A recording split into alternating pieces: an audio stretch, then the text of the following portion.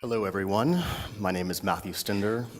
I know this is the last session before lunch, so I will be as quick and efficient as possible. Just a quick little information about myself. I consider myself a tech ethicist.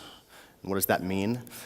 I am really fascinated, almost infatuated with the idea of getting a broader and deeper understanding about what it means to be human in the 21st century.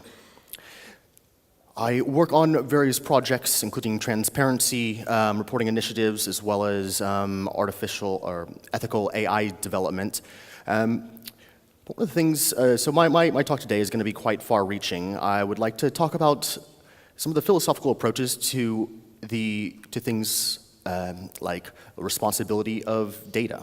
The emergence of a social contract between state structures, societies, and individuals, as well as technology corporations. And also talk a little about the idea about how we can conceptualize a social contract in a day and age in which that, as people have mentioned, that algorithms surround us, the proprietary systems create black boxes in which that we are not able to really understand what's going on inside of everything from car insurance premiums to criminal justice systems. In the US, there's a computer program, an algorithm that's used to see if individuals should or should not be given early release from prison. I'm going to talk a little bit about the ways in which that our own human and historical biases also replicate themselves inside of some of the structures that we're building for the future. So, just real quickly, I think it's important to realize that, it was only, the rapid advancement of technology is something that is really unprecedented in human history. The printing press, the wheel, the printing press, these sort of things took sometimes years to millennia in between the subsequent technological advancement. I think that's from computers the size of rooms in the 50s and 60s to now being able to have GPUs that are able to run artificial intelligence on the new iPhone. I want to talk a little bit about one of the ways that I've conceptualized this and taking into account the entire scope of human history to then distill it into some of the fundamental principles that make us human. In the Stone Age, humans lived inside of caves. We created tools that had a single purpose, perhaps a rock that was crafted in a way that when this rock was hit, it would create a spark and we would create fire. Then as humans grew and grew outside of the cave and we created hunter-gatherer societies and then agrarian societies, we created tools, that these were multi-purpose tools. Well, now I would like to put out there that I think that we are now in a third epoch of human history. And we may call this the age of the cloud, from the age of the cave to the age of the tool to now the age of the cloud. And this by the fundamental virtues of the technology that we are creating and their paths of development, that is, let's say, created inside of a corporate capitalist paradigm which profit maximization drives new technology, but as well as countries like China in which that state-owned enterprises are there kind of doing the bidding on behalf of the government. So this interplay between nation-states, technology companies, societies, and individuals is fascinating. To me at least. So we're going to talk a little more about this idea of the age of the cloud. And in fact, instantly break down what I just said and say, I do not believe that we should be calling what we consider the cloud. I would like to put forward a new way to think about this. And this is the fog. Right? The cloud is lofty, is up there. It's something that we are disconnected from. But the fog, a cloud that is on the ground, is something that we walk through, that our very presence, our human physical presence, creates an interactivity and also and really changes the fog around us.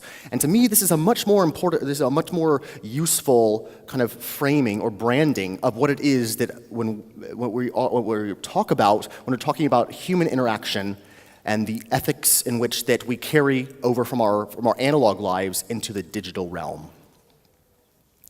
So, as I said, that I think that we're going to see a century of change. This is a changement of the human side, from labor. We have not scaled up economies to be able to totally automate entire labor sectors. The idea of identity, what does it mean to be human in the 21st century?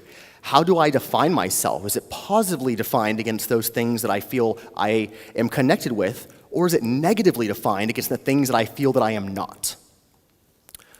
How do I gain purpose? What does quality of life look like inside of frameworks like universal basic income? I mean, Marxist critiques of Das Kapital, Karl Marx saying that, that labor capital, that is my ability to labor that gives my life an inherent meaning. Well, I don't think this is true anymore. That's right, I said it. I don't think that Marx is, that all of traditional Marxist theory is able to seamlessly integrate itself into a new technological paradigm. If no one has to work, what is it that I gain meaning from? We're also in a time in which climate change is going to create massive populations of internally and externally displaced people, displaced persons. How do we deal with this? How do we create a moral and ethical framework that we feel represents our inherent belief structures? And what does the colonization of space look like? Do we want brands beyond the moon? Do we want money to be the prevailing fundamental system of exchange in the future? To me, these are all part of a holistic approach to humanity, and one that we have to be thinking about now before systems hard code themselves inside of our nation states and our technology companies that do not give us this choice. Are there any spies in the room? No? I'm really fascinated by this interplay, as I said, between the nation state and the technology company. That for so long, for a lot of human history, there have maybe been multinational corporations, but they have still been relegated to second-tier status. You could say maybe oil companies in the 50s in Iran that were able to push American and British, intervention for coups. But I think that now what we're seeing is the idea that which Facebook and Google now have combined capacity to influence the hearts and minds of people than pretty much any nation state on this planet.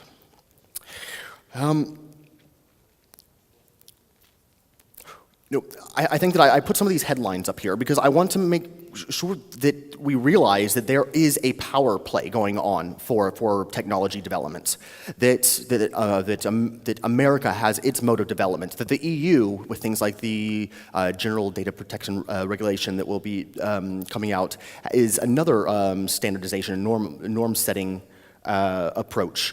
That Putin recently has weighed in on AI. And China is also creating a digital DNA inside of the social hierarchy in their country. We have technology companies.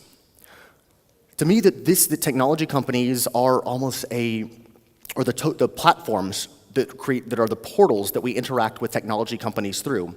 Our Facebook newsfeed wall, our Google search results, the first page of our Google search result, the way in which that we are now finding relations between other individuals are mediated by these large intermediaries.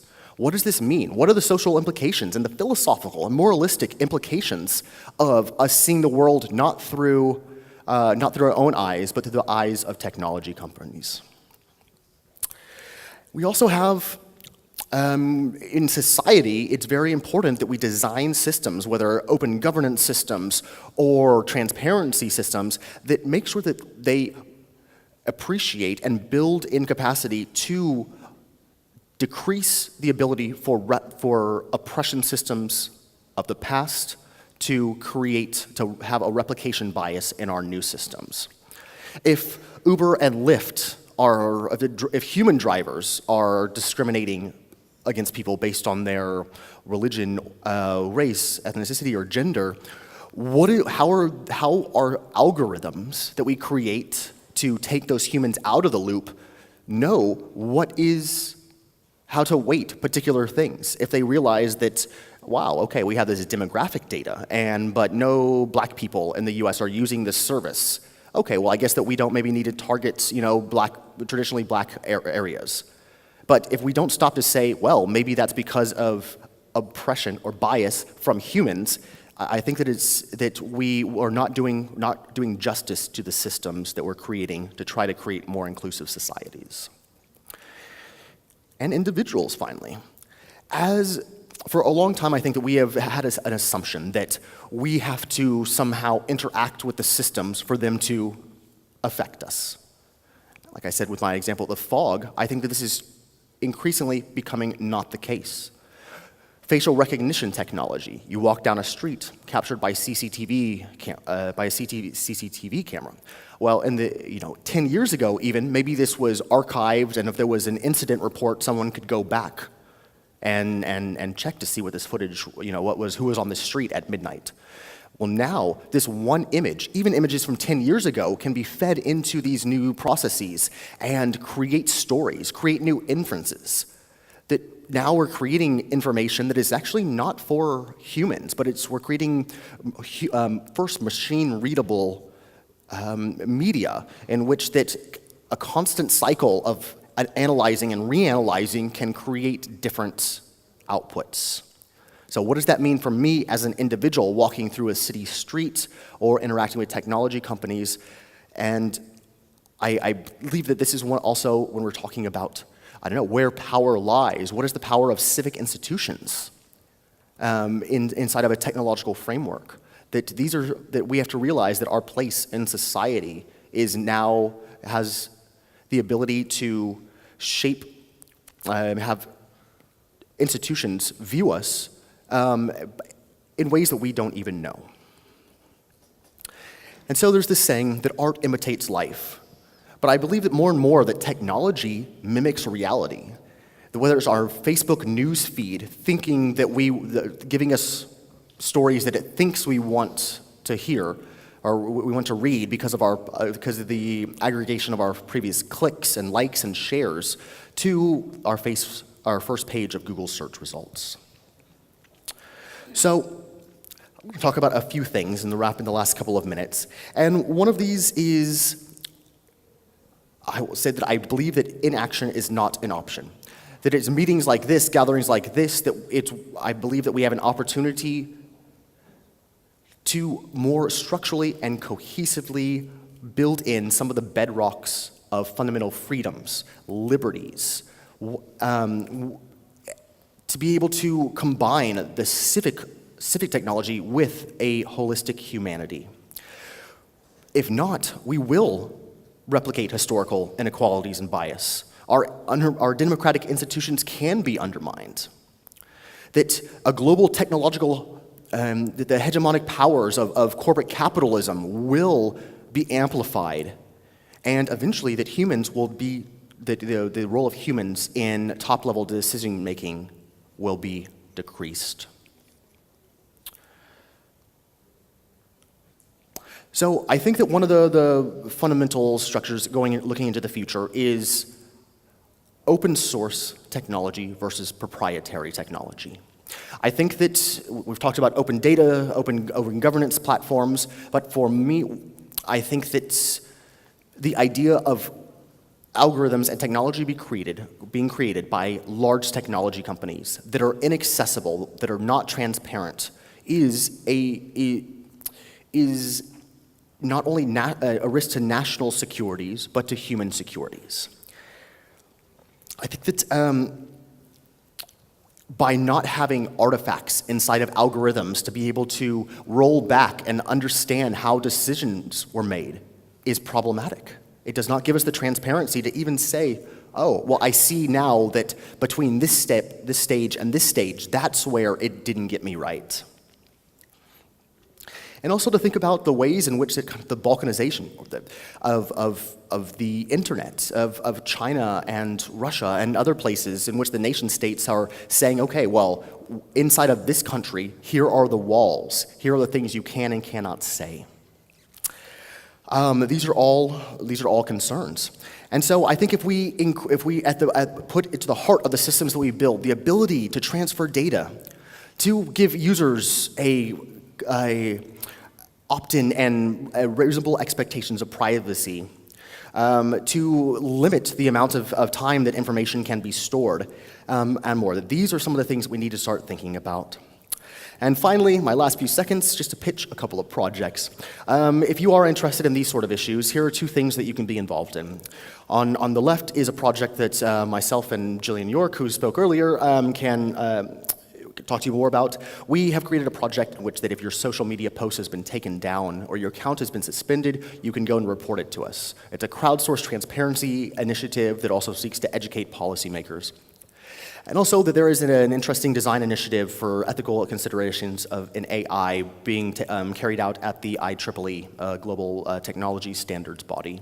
I'm sitting on a few of these working groups, and if you're interested in getting involved kind of on the technical standards side of things, even if you're working humanities or in other fields, just because you're not a technologist, we're still looking for people to join committees around algorithm bias and other things. So, again, my name is Matthew Stender, and if anything I said today interests you, feel free to, I'll be around for the next couple of days. So, thank you very much.